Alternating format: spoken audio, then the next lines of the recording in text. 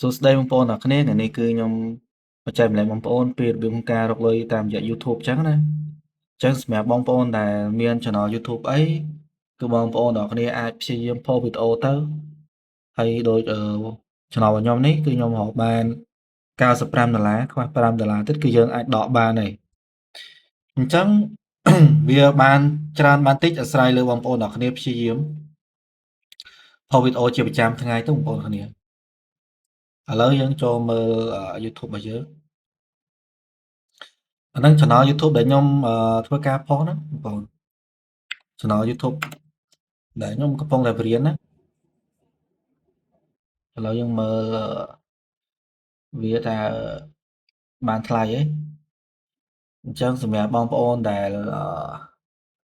និយាយទៅខ្ញុំខានខ្ញុំអត់សូវផុសដូចមុនទេសម្រាប់ Channel មួយហ្នឹងអញ្ចឹងណាអញ្ចឹងក៏វា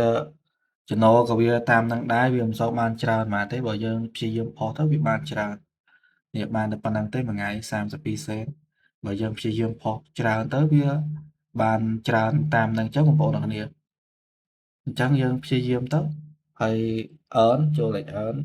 អានេះយើងគ្រប់គោលការណ៍រកលុយហើយអញ្ចឹងសម្រាប់បងប្អូនចង់សាងប្រាក់ចំណូលជាមួយនឹង YouTube